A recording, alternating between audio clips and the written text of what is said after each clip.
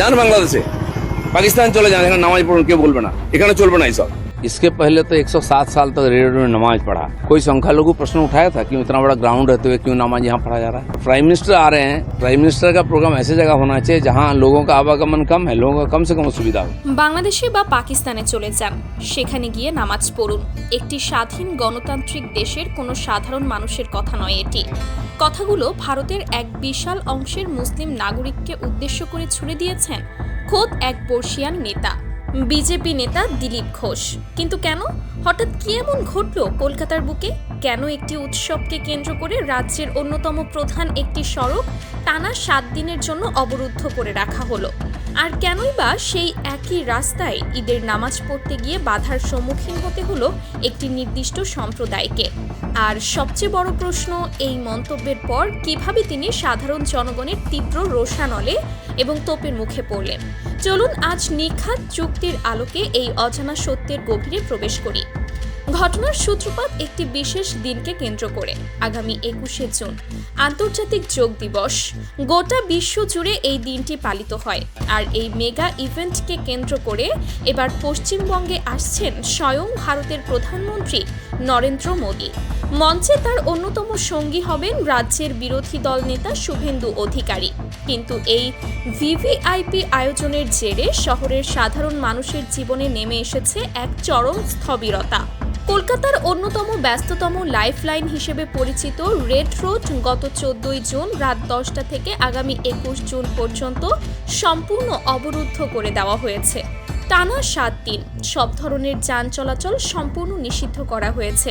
প্রশাসনের পক্ষ থেকে নিরাপত্তার অজুহাত দেওয়া হলেও সাধারণ মানুষের মনে জমতে শুরু করেছে হাজারো প্রশ্ন। তবে বিতর্কের আগুনটা ঠিক এখানে লাগেনি। ইতিহাস ঘাটলে দেখা যায় এই রেড রোডেই বছরের পর বছর ধরে ঈদের বিশাল জামাত অনুষ্ঠিত হয়ে আসছে।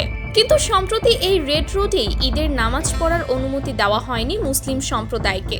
রাস্তা বন্ধ হয়ে যাবে, মানুষের চরম ভোগান্তি হবে, এমন নানাবিধ যুক্তি দেখিয়ে তাদের সরিয়ে দেওয়া হয়েছিল পার্শ্ববর্তী ব্রিগেড প্যারেড গ্রাউন্ডে। প্রশাসনের এই সিদ্ধান্তে অনেকেই সেদিন নীরব ছিলেন।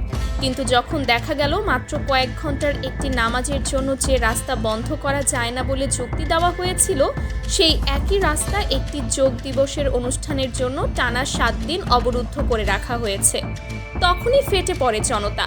স্বাভাবিকভাবেই এই দৃশ্যপট দেখে মুসলিম সম্প্রদায়ের ইমাম ও ধর্মীয় নেতারা আর চুপ থাকতে পারেননি। তাদের প্রশ্নটি ছিল খুবই সোজা এবং যৌক্তিক।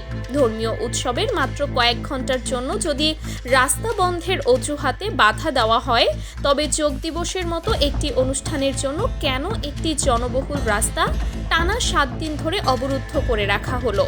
ইমামদের এই যৌক্তিক প্রশ্নের উত্তর দিতে গিয়েই যেন একেবারে মেজাজ হারিয়ে ফেলেন বিজেপি নেতা দিলীপ ঘোষ। সাংবাদিকদের বুমের সামনে তিনি যে ভাষা ব্যবহার করলেন, তা যেন একজন নির্বাচিত জনপ্রতিনিধি বা মন্ত্রীর পদের মর্যাদাকে একেবারে ধুলোয় মিশিয়ে দিল। ঈদের নামাজের প্রসঙ্গটি উঠতেই তিনি তার আসল রূপ প্রকাশ করে ফেলেন। কোনো ধরনের রাগ ঢাক না করেই সরাসরি সংখ্যালঘু সম্প্রদায়কে চরম অসম্মান করে তিনি প্রশ্ন তোলেন, ওনারা কোন হরিদাস পাল যে তাদের জন্য রাস্তা আটকাতে হবে? কথাটি এখানেই শেষ হলে হয়তো বিতর্ক কিছুদিন পর থেমে যেত। কিন্তু ভরা মজলিসে তিনি সরাসরি দেশের মুসলিম নাগরিকদের দেশ ছাড়ার ফতোয়া দিয়ে বসেন। চরম ক্ষোভের সাথে তিনি বলেন, বাংলাদেশ বা পাকিস্তানে চলে যান, সেখানে গিয়ে নামাজ পড়ুন, কেউ কিচ্ছু বলবে না।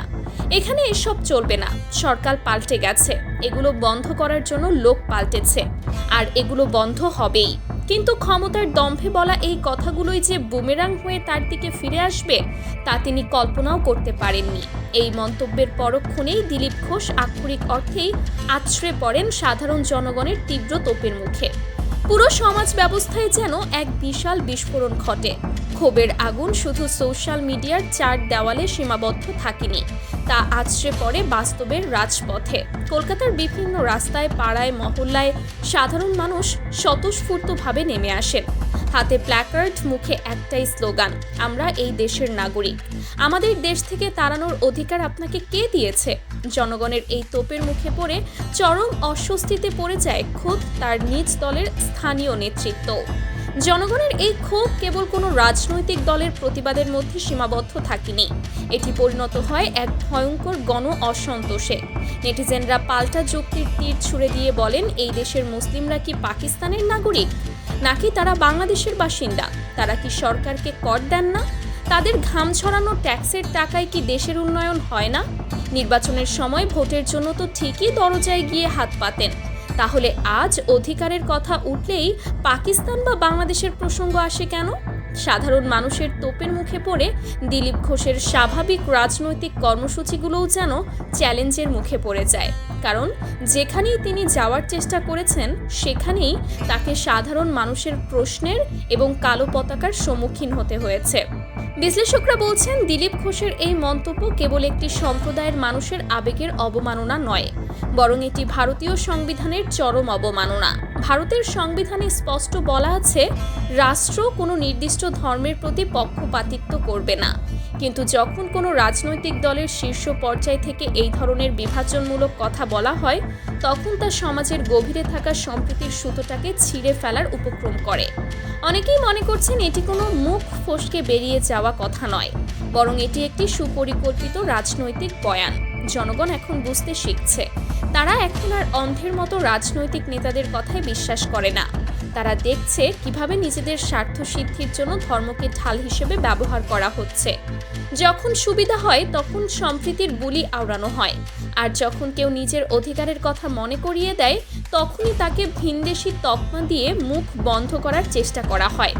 সাধারণ জনতার এই ব্যাপক প্রতিবাদ এবং তোপের মুখে পড়ার ঘটনাটি আমাদের সমাজের জন্য একটি বড় সতর্কবার্তা।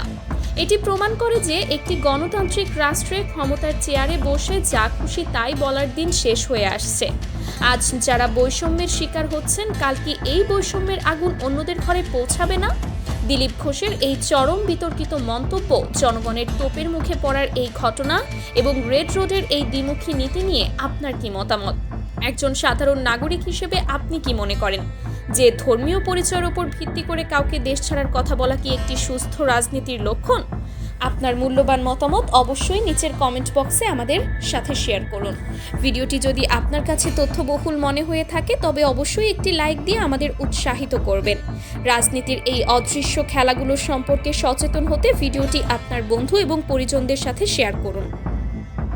আর হ্যাঁ, বিশ্ব রাজনীতির এমন আরও অজানা রহস্যময় বিশ্লেষণ পেতে সাবস্ক্রাইব করে পাশে থাকা বেল আইকনটি প্রেস করে রাখতে ভুলবেন না। আজকের মতো বিদায় নিচ্ছি, দেখা হবে পরবর্তী কোনো ভিডিওতে। ভালো থাকবেন, সুরক্ষিত থাকবেন। ধন্যবাদ।